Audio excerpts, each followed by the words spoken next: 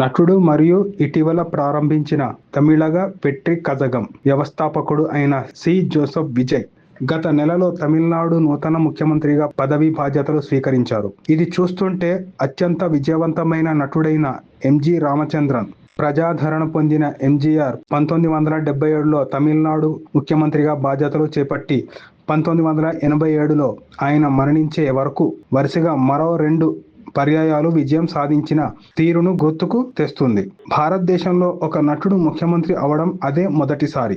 అయితే విజయవంతమైన సినీ తారలు అనే విషయం పక్కన పెడితే కేరళకు చెందిన నాయర్ కమ్యూనిటీకి చెందిన హిందువు అయిన ఎంజీఆర్కు తమిళ క్రైస్తవుడైన విజయ్కు మధ్య పెద్దగా పోలికలేమీ లేవు. ఎంజీఆర్ సరసన నటించిన ప్రముఖ నటి, ఆయన వారసురాలైన జయలలిత 16 ఏళ్ల పాటు రాష్ట్రాన్ని పాలించారు.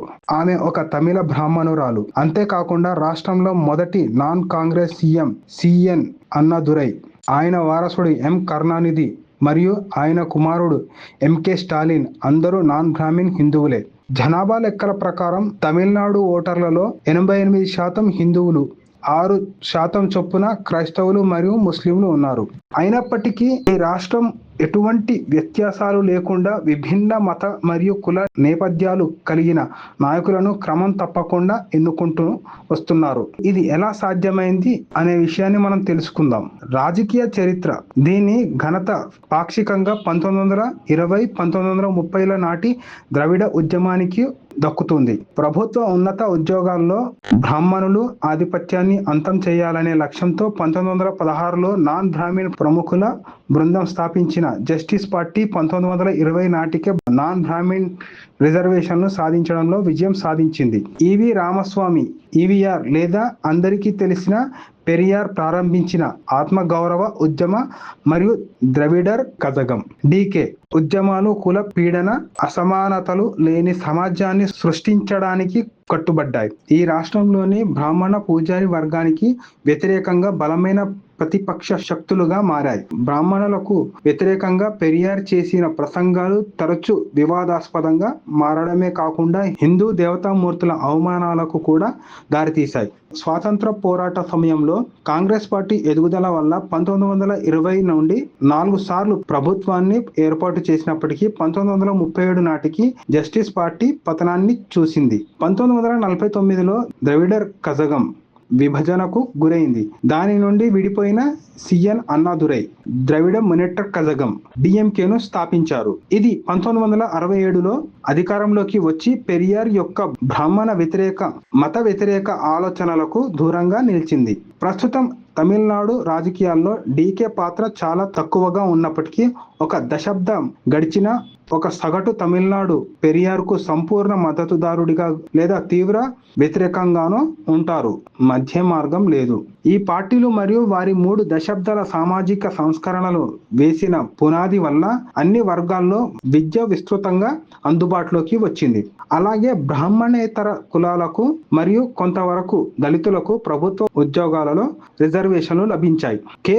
కామరాజ్ నేతృత్వంలోని కాంగ్రెస్ ప్రభుత్వం అందరికీ ఉచిత విద్యను అందించడంపై దృష్టి పెట్టింది. కలెగ్నర్ కరుణానిధిని నేతృత్వంలోని ప్రభుత్వం సమతువపురం, సమానత్వ గ్రామం అనే సమగ్ర పట్టణాల ద్వారా దళిత వర్గాల అభ్యున్నతికి కృషి చేసింది. ఎంజీఆర్ ప్రవేశపెట్టిన మధ్యాహ్న భోజనం పథకం పాఠశాలల్లో బాలికల నమోదును, వారి చదువును కొనసాగించేలా చేయడానికి మరియు పని చేయాలనే వారి సంకల్పాన్ని పెంచింది. 1990ల నుండి జయలలిత నేతృత్వంలోని ఆల్ ఇండియా అన్నా ద్రవిడ మునేట్ర కజగం ఏఐడిఎంకే ప్రభుత్వం మరియు కరుణానిధి, ఆ తర్వాత ఆయన కుమారుడు స్టాలిన్ నేతృత్వంలో డిఎంకే ప్రభుత్వాలు ముఖ్యంగా ఆటోమొబైల్ రంగంలో విదేశీ ప్రత్యక్ష పెట్టుబడులను ఎఫ్డిఐ ఆకర్షించడంపై దృష్టి సారించాయి. ఫలితంగా భారతదేశంలోనే అత్యధిక పట్టణ జనాభా, దాదాపు 50% కలిగిన రాష్ట్రంగా తమిళనాడు అవతరించింది. ఇది వేగవంతమైన ఆర్థిక వృద్ధికి మరియు అన్ని మతాలు, కులాల సామాజిక ఎదుగుదలకు ఇంజన్లా పనిచేస్తుంది. మరొక విశేషమైన విజయం ఏమిటంటే భారతదేశంలోని మహిళా ఫ్యాక్టరీ కార్మికులలో దాదాపు 42 మంది తమిళులకు చెందిన వారే కాగా దేశ జనాభాలో ఈ రాష్ట్ర జనాభా కేవలం 6% మాత్రమే. ఇటువంటి విజయవంతమైన సామాజిక సంస్కరణలు తమిళ సమాజానికి సామాజిక న్యాయం మరియు ఆత్మగౌరవ ఉద్యమం అందించిన శాశ్వత కానుకలు. సగటు తమిళనాడు ఓటర్లలో కుల లేదా మతపరమైన పక్షపాతం లేకపోవడానికి సమానమైన ప్రాముఖ్యత కలిగిన మరో అంశం తమిళ సినిమాలు మరియు నటుల ప్రభావం. తమిళ చలనచిత్ర పరిశ్రమ కుల మతాలతో సంబంధం లేకుండా ప్రభావితులైన కళాకారులను మాత్రమే ఆదరిస్తుందనే మంచి పేరు తెచ్చుకుంది.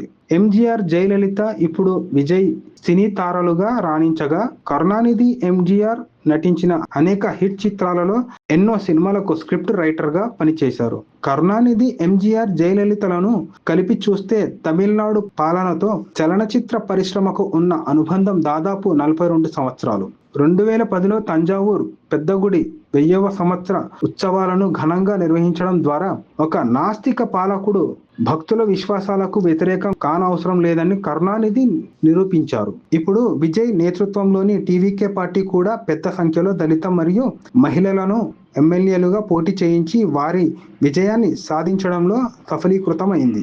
గత దశాబ్ద కాలంగా జరిగిన చారిత్రక ఉద్యమ మరియు లౌకిక తమిళ చలనచిత్ర పరిశ్రమ యొక్క ప్రభావం వల్ల తమిళనాడు ఓటరు అభ్యర్థి కులం లేదా మతాన్ని కాకుండా ఇతర అంశాలను పరిగణంలోకి తీసుకొని ఓటు వేస్తూ వచ్చారు. 18వ శతాబ్దంలో ఐరోపాలో చర్చిని మరియు రాజ్యాధికారాన్ని వేరు చేయడానికి పెద్ద పోరాటమే చేయాల్సి వచ్చింది. కానీ తమిళనాడు ఆ విజయాన్ని సులువుగా సాధించింది. తమిళ సినిమా మరియు తమిళనాడు రాజకీయం విడదీయరాని జోడి. ఇది రాష్ట్రానికి సామాజికంగా మరియు ఆర్థికంగా ఎంతో మేలు చేసింది. ఇదే కారణం చేత ఈ నమూనాను ఇతర రాష్ట్రాలు అంత సులభంగా అనుకరించలేవు.